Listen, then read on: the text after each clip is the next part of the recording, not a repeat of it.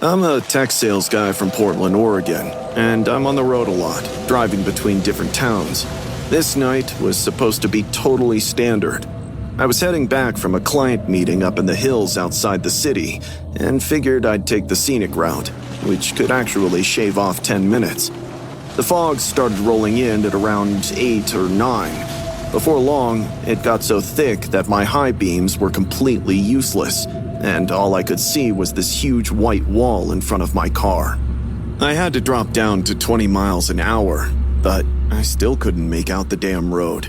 If it wasn't enough, my GPS cut out totally as well. I kept driving anyway, thinking maybe I'd reach a safe location, but when the road started looking weird, with turns I didn't recognize and no mile markers or signs, I pulled over. I checked my phone. I only had 1 bar and 0 data. I tried calling my girlfriend, but it wouldn't go through. Google Maps was a bust too. I sat there for maybe half an hour, waiting for a car or anything to drive by. Finally, I had to pee super bad. So I got out and went into the woods a little way off the road. I found a tree and started going. All of a sudden, I heard digging, with metal hitting dirt in a rhythm close by. I zipped up and moved toward the sound. Through the fog, I saw a man, maybe 40 yards away, digging a pit that was deep and already waist level. Next to the hole was a sack that was big and heavy looking, with dark stains on the fabric. My blood went cold. I ducked behind a cluster of trees and watched. The guy scrambled out of the hole and headed straight for the sack. He grunted while he hauled it to the edge. The sack dropped into the pit with a wet thud, and dark liquid started oozing out. The guy stood there for a second, staring into the hole, wiping his hands with his jeans. Suddenly, he stiffened and slowly turned his head to stare right where I was hiding. I instantly dropped flat onto the ground behind a bush and held my breath.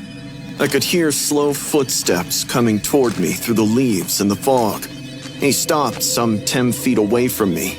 I could hear him breathing hard.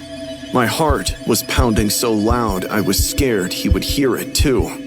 "I know someone's watching me," he grumbled, scanning the surroundings.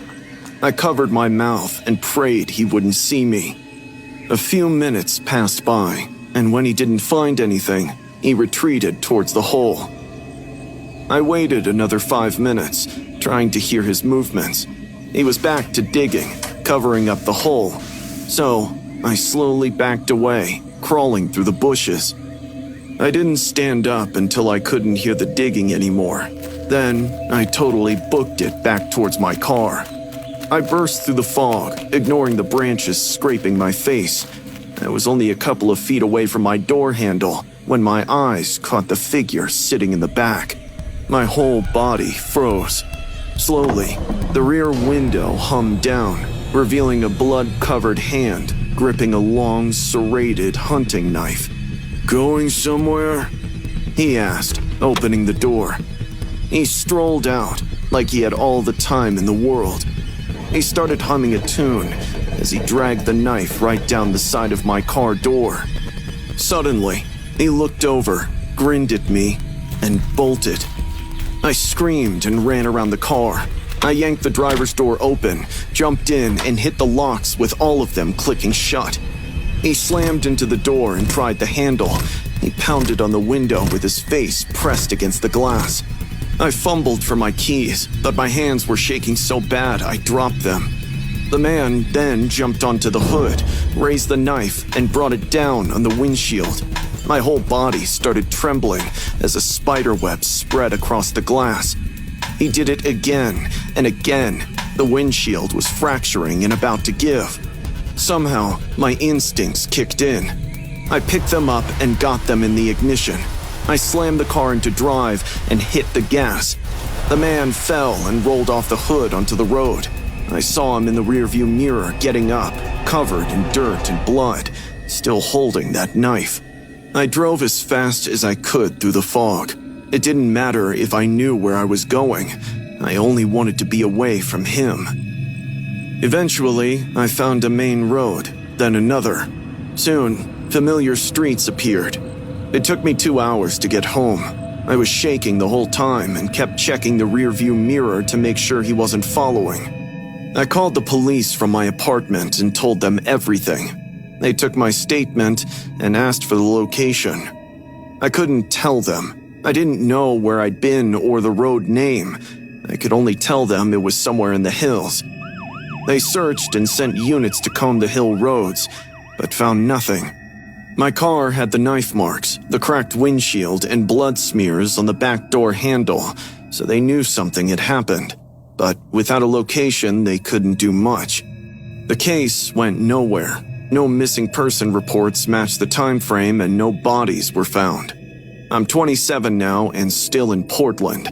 I have moved to a new apartment and got a new car, but I try to avoid driving at night, especially not in the hills and fog, because I know he's still out there, maybe burying more bodies, including people who stumble onto it.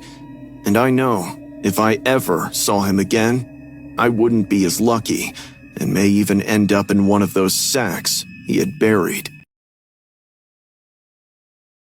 College in Madison, Wisconsin. I lived in the freshman dorms my first year, then got a university-owned housing apartment with my roommate, Marcus, for my sophomore year. Marcus was quiet and kept to himself mostly. He was a computer science major who spent a lot of time online. We were just two guys splitting rent. One night, I was messing around on my laptop and going down internet rabbit holes. I clicked through some dark web forums and found this website, which looked like a cooking blog. It had a black background and a fancy font. The header said exclusive recipes, with photos of plated dishes that looked gourmet and had a professional presentation. I started reading the recipes. The first few seemed normal, until I noticed the protein listings. Instead of chicken or beef, it cited meat, with specific preparation notes. For younger subjects, marinate 12 to 24 hours. The texture is more tender. For mature subjects, slow cooking is recommended. The more I read, the more I felt my knees tremble. Female subjects, ages 20 to 30, yield the most flavorful cuts. Male subjects require additional tenderizing.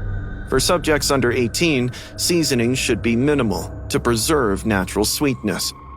It was detailed and clinical, with instructions on butchering, which body parts had the best texture, how to remove bones, cooking temperatures, and plating suggestions. This was a site with cannibal recipes. Marcus walked in and dropped his backpack. "Yo, what you looking at?" "Dude, check this out. It's so cracked up." I turned my laptop toward him. He leaned over and started reading. His face went pale in seconds. Jesus Christ. Right? It's gotta be fake though. Maybe someone created this just to spook people. Marcus didn't say anything. He kept reading and scrolling through recipes, and his expression turned weird, as if he were in a trance. "Marcus?" He blinked. "Yeah, that's disturbing. I'm gonna go to bed. Night." He went to his room and closed the door. I closed the laptop, feeling gross, and tried to forget about it.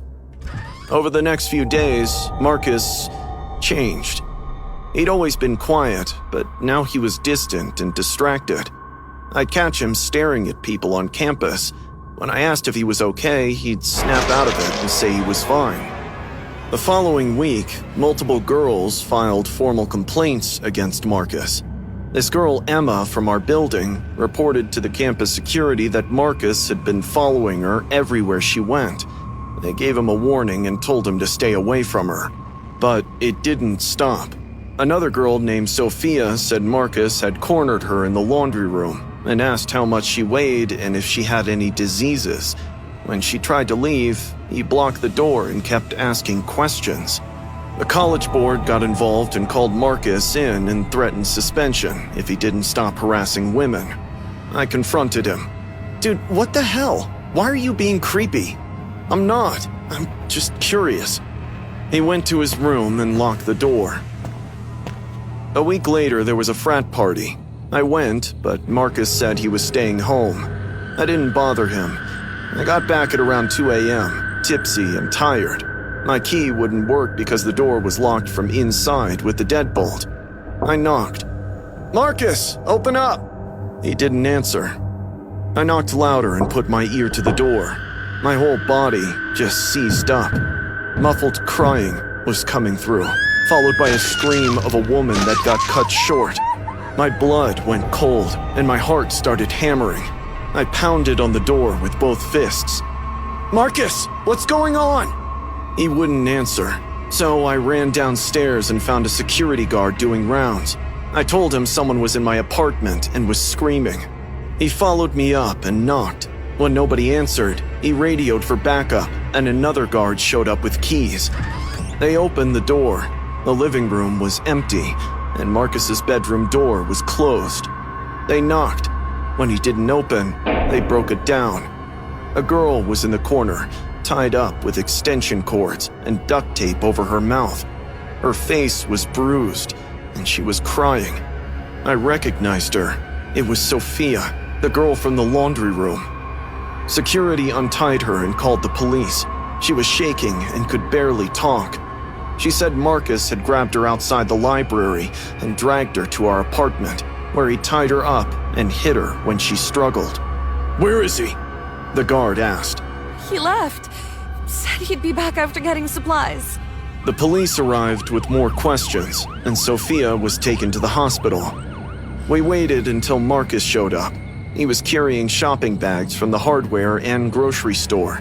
When he saw the cops, the security guards, and everyone standing outside our apartment, his face went white as a sheet, and he bolted. The police chased him and caught him 3 blocks away.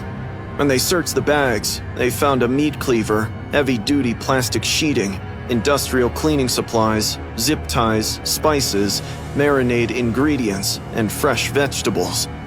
During questioning, Marcus admitted that the website had triggered an obsession in him. He wanted to know what human meat tasted like. He'd been planning it for weeks. Stalking the girls was part of the process. Sophia was his target. He'd planned to butcher her and cook her meat that night while I was at the party. If I hadn't come home early, and if I hadn't heard her scream, he would have done it. Marcus is in prison now, with a 25-year minimum. Sophia's in therapy, and I moved out of the apartment the next day. I can't even look at the building. I've graduated and live in Chicago now, but I still think about that website to try to figure out my role in the whole mess. If I hadn't shown it to him, would any of it ever have happened? It makes me wonder how many other people made the same mistake I did. How many have found that site, and how many others got the same ideas Marcus did. How many of them actually followed through and were really successful. When I was a junior, there was a senior named Tyler Brennan, who was also the lacrosse captain. I'd been crushing on him for 2 years, and my friends kept saying he was definitely into me. I believed them.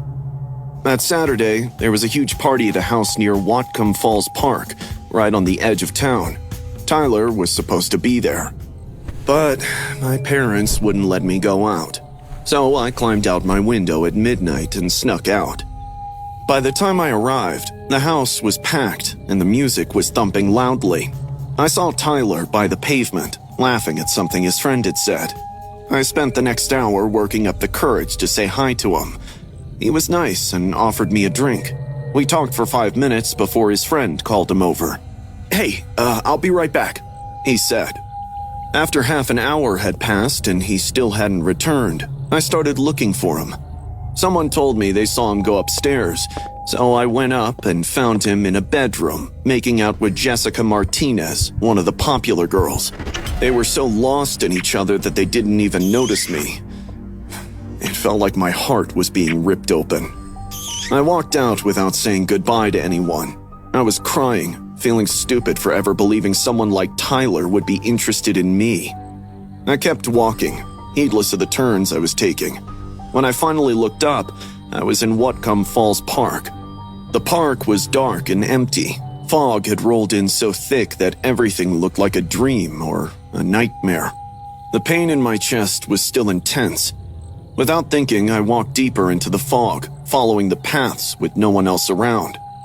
After about 15 minutes, I realized how reckless I was being. I was alone at night in a deserted park. I looked around and felt chills down my spine. Slightly shaky, I pulled out my phone and called my brother Mason. He was home from college for the weekend and answered on the second ring. Delaney? It's 1 a.m. Where are you? The Whatcom Falls. Can you come get me? I said through hiccups.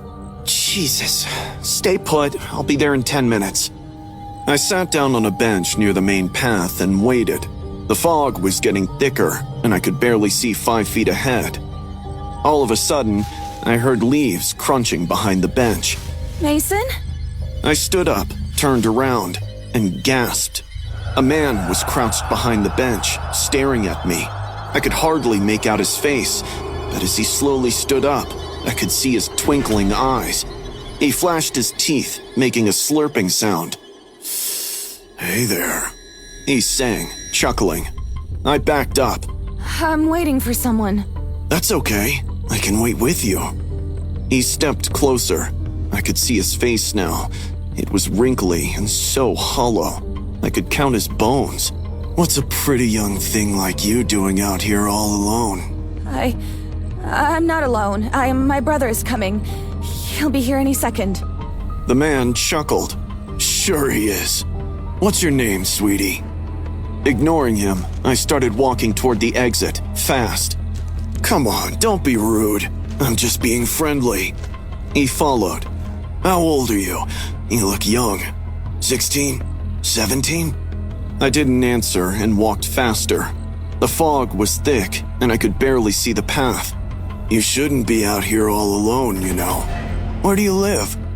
My heart was racing. I could hear him behind me, could sense he was close. But when I glanced back, he disappeared into the fog, only to reappear right next to me. I screamed and jumped away. He laughed and vanished back into the fog. This is fun. His voice came from somewhere and everywhere at once. You're fun. I ran flat out toward where I thought the exit was. The fog made everything confusing, and I got turned around and lost. I saw the gate, the park entrance, and relief flooded through me. The man stepped in front of it, blocking my way. He wasn't smiling anymore. Where are you going? He moved closer.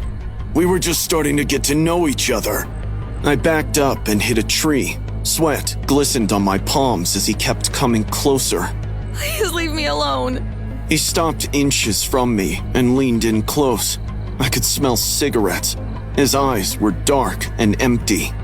If I kill you right now, he whispered, no one would even know.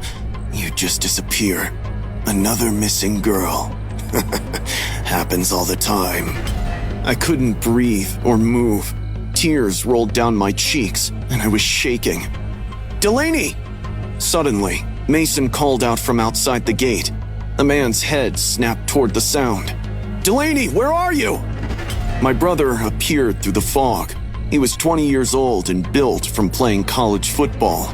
The man looked at him, then back at me. He grinned and started backing up. We'll pick this up next time, he whispered before he turned and disappeared into the fog. Delaney! Mason saw me and ran over. Are you okay? What happened? I collapsed and started sobbing. I couldn't talk and just held on to him while everything came out. Mason called the police, and they searched the park, but found nothing. They took my statement with a description of the man, what he said, and what he did. They added it to their files and told me to be careful. I'm starting college this year, far from Bellingham and that park, but I still think about that night and how close I came, about what would have happened if Mason had been 5 minutes later, or if I hadn't called him, or if the man had decided not to wait. How many girls did it probably happen to, and how many didn't have a big brother to save them?